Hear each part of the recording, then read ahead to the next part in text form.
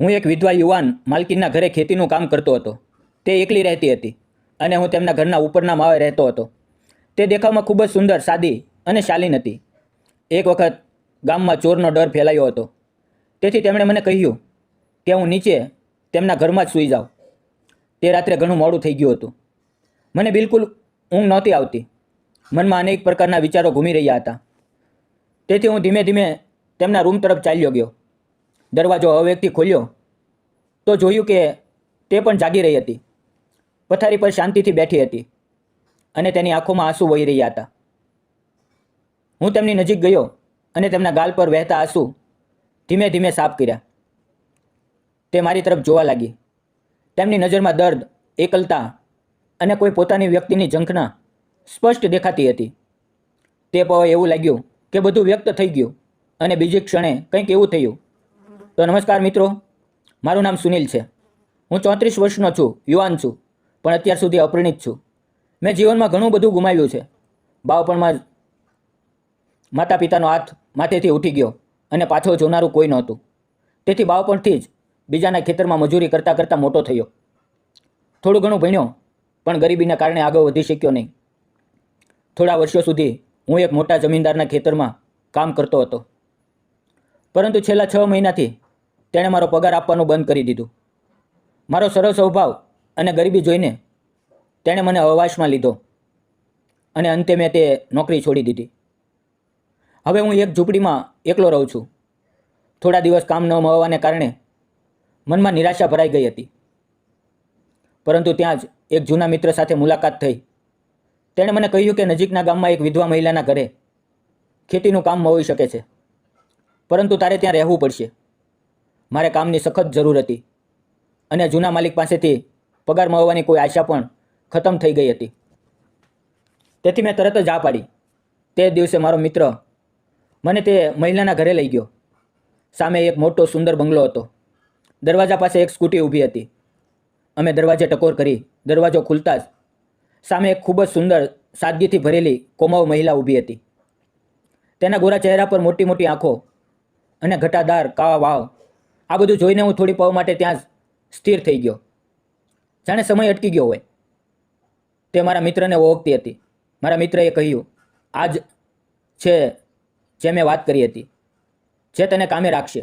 તેના ચહેરા પર એક મધુર સ્મિત હતું. તેણે અમને અંદર આવવાનો ઈશારો કર્યો. અમે બંને સોફા પર બેઠા અને મેં જોયું કે નજીકમાં જ પથારી પર લગભગ 3 વર્ષની એક નાનકડી પ્યારી બાળકી રમકડા સાથે રમી રહી હતી.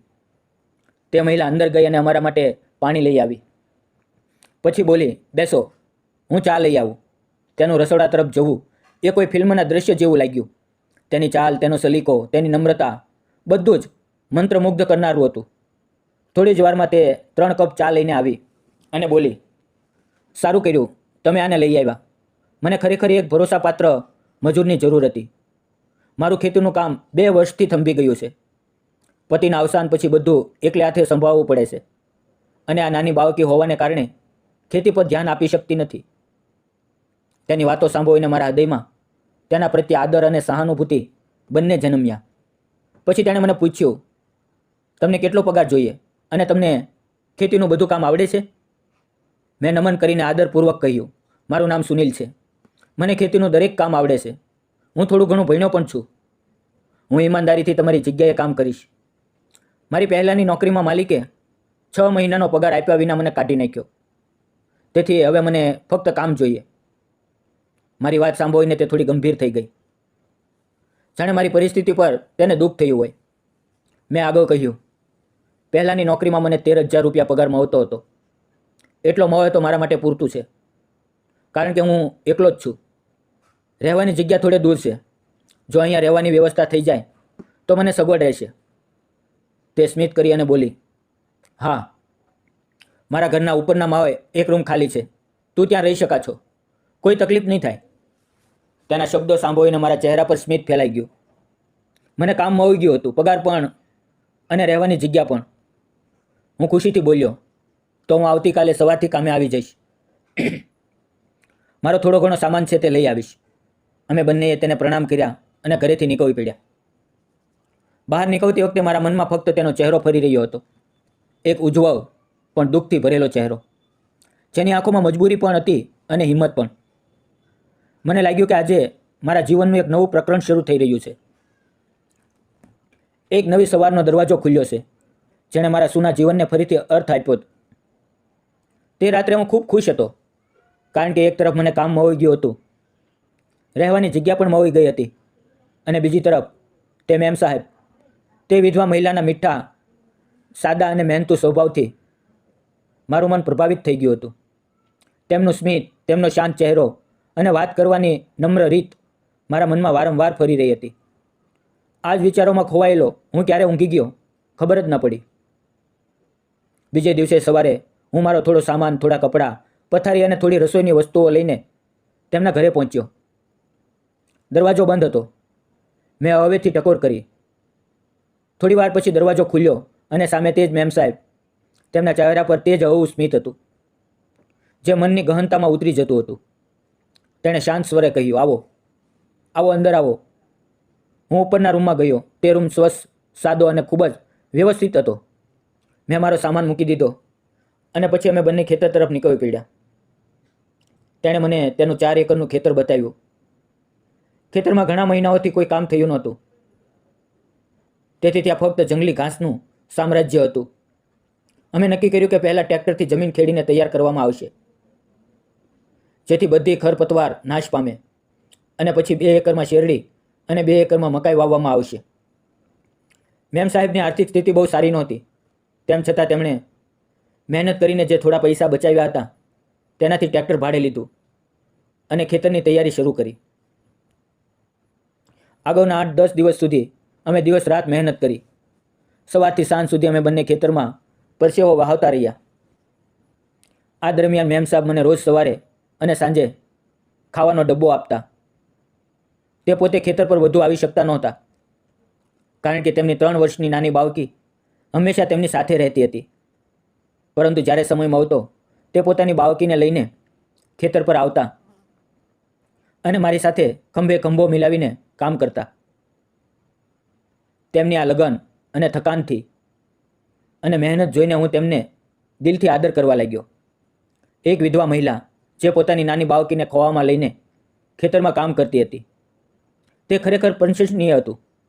તેમના ચહેરા પર ક્યારેય થકાનની રેખાઓ દેખાતી તો ક્યારેક આશાની ચમક ઝળકતી.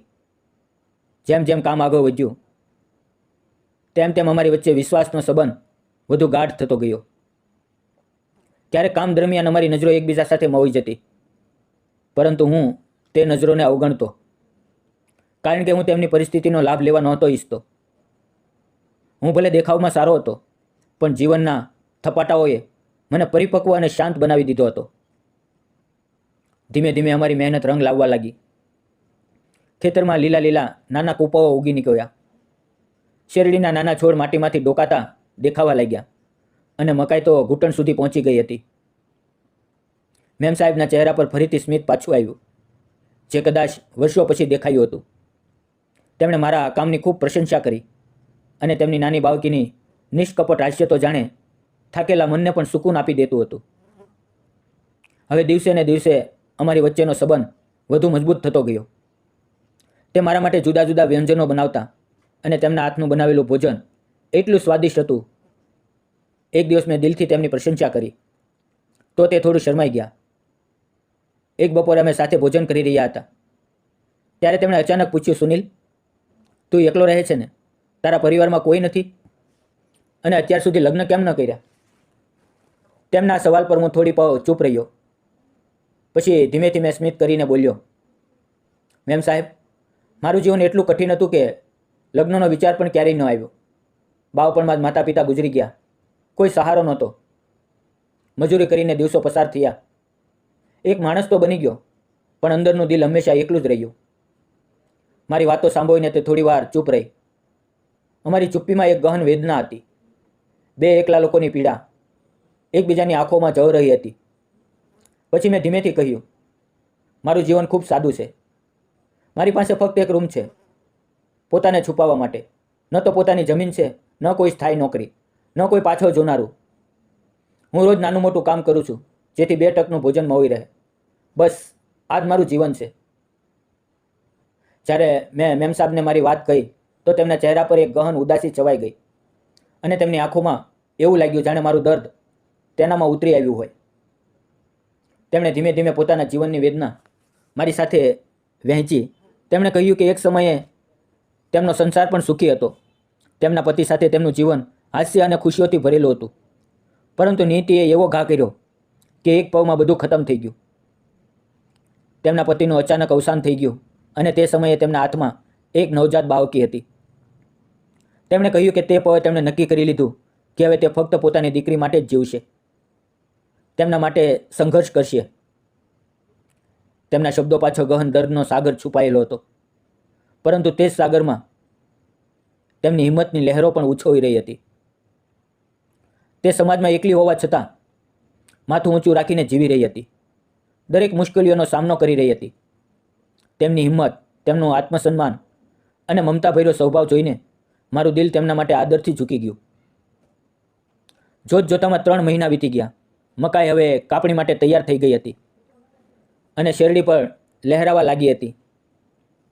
ખેતરમાં મહેનતનું ફળ દેખાવા લાગ્યું અને મેમ સાહેબે ખુશી ખુશી મને 3 મહિનાનો પગાર એક સાથે આપી દીધો. તે પવે મારું દિલ ભરાઈ આવ્યું. લાગ્યું કે જીવન હવે બદલવા લાગ્યું છે. હવે અમારા સંબંધમાં પણ એક અલગ પ્રકારનો અપનાપો આવી ગયો હતો. એક વિશ્વાસ, એક સ્નેહ જે ધીમે ધીમે બંનેના હૃદયમાં સ્થાન બનાવી રહ્યો હતો. ત્યારે જ અચાનક ગામમાં ચોરીની ઘટનાઓ વધી ગઈ. રાત્રે કેટલાક અજાણ્યા લોકોની હરકતો સંભળાવા લાગી. આખા ગામમાં ડરનું વાતાવરણ હતું. મેમ સાહેબ ખૂબ ગભરાઈ ગયા. તેમણે મને કહ્યું, સુનિલ, મને અને મારી દીકરીને ખૂબ ડર લાગે છે. શું તું આજે રાત્રે નીચેના હોલમાં સૂઈ શકા છો? મેં વગર વિચાર્યા હા પાડી. રાત્રે ભોજન કરીને મેં મારી પથારી નીચેના હોલમાં બિછાવી અને સૂવાનો પ્રયત્ન કરવા લાગ્યો. પરંતુ ન જાણે કેમ ઊંઘ નહોતી આવતી. મન બેચેન હતું. ત્યારે મારી નજર ઉપર તેમના રૂમ તરફ ગઈ, જ્યાં હળવી રોશની ઝળકી રહી હતી. મેં જોયું કે તે એકલી બેઠીને રડી રહી હતી. મારું દિલ અકવાઈ ગયું. હું ધીમેથી તેના રૂમ પાસે ગયો અને પૂછ્યું, મેમ સાહેબ, શું થયું? તમે કેમ રડો છો? તેમણે થોડી પળ ચૂપ રહીને જવાબ આપ્યો, સુનિલ, મારા પતિના જવાથી મને ક્યાંય મન નથી લાગતું.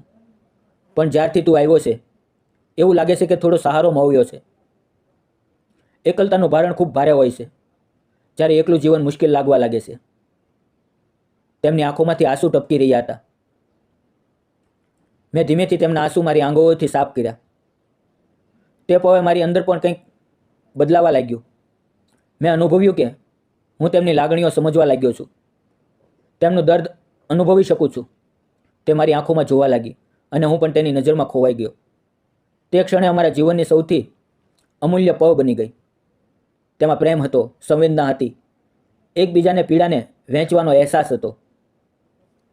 બીજે દિવસે સવારે જ્યારે સૂર્યની કિરણો રૂમમાં પડી ત્યારે મેમ સાહેબે મને જોતા કહ્યું, સુનિલ, તું ખૂબ ઈમાનદાર માણસ છે. 4 મહિના થઈ ગયા પણ તે ક્યારેય મારી એકલતાનો લાભ નથી લીધો. ઉલટો દિવસ રાત મહેનત કરીને મારી મદદ કરતો રહ્યો. જો તું મારા જીવનમાં રહે તો મને સહારો મળશે અને મારી દીકરીને પિતાનો સાયો મળશે. હું જાણવા માંગુ છું કે તારો શું વિચાર છે?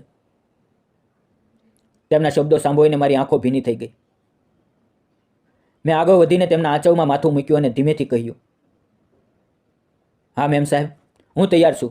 તેમણે સ્મિત કરતાં મને ગળે લગાવી લીધો. થોડા દિવસોમાં અમે ગામના મંદિરમાં સાદી રીતે લગ્ન કરી લીધા. આજે અમે બંને અને અમારી પ્યારી દીકરી સાથે ખુશખુશાલ જીવન જીવી રહ્યા છીએ. ખેતરમાં મહેનત કરીએ છીએ, નવા સપના વણીએ છીએ અને રોજ ભગવાનનો આભાર માનીએ છીએ કે તેમણે અમને એકબીજા સાથે મળવ્યા. મિત્રો, તમે જણાવો કે મેં અને મેમ સાહેબે એકબીજાને સ્વીકારીને યોગ્ય કર્યું કે ખોટું? તમારા વિચારો ચોક્કસ કોમેન્ટમાં જણાવજો. જીવન ગમે તેટલું મુશ્કેલ હોય, જો માણસના દિલમાં સચ્ચાઈ, મહેનત અને મમતા હોય તો દરેક અંધકાર ઉજાસમાં બદલાઈ શકે છે. કારણ કે જ્યારે બે દુઃખી આત્માઓ એકબીજાનો સહારો બને છે ત્યારે તેમનો સંબંધ ફક્ત પ્રેમ નથી રહેતો, તે જીવન જીવનની પ્રેરણા બની જાય છે. જો તમને આ પ્રેમકથા ગમી હોય તો તેને લાઈક કરો, શેર કરો અને ચેનલને સબસ્ક્રાઈબ કરવાનું ન ભૂલો. તમારા પ્રેમ અને સાથ માટે દિલથી આભાર. મિત્રો, વિડીયોમાં આવેલા નામ, પાત્ર અને ઘટના ફક્ત કાલ્પનિક હતા. તેનો કોઈ પણ વ્યક્તિ, જાતિ કે ધર્મ સાથે સંબંધ નથી. આ વિડીયો ફક્ત મનોરંજન અને શૈક્ષણિક હેતુથી બનાવવામાં આવ્યો હતો. તેને અન્યથા ન જોશો. ફરી મળશું આવતીકાલે મિત્રો, ત્યાં સુધી આવજો. ધન્યવાદ.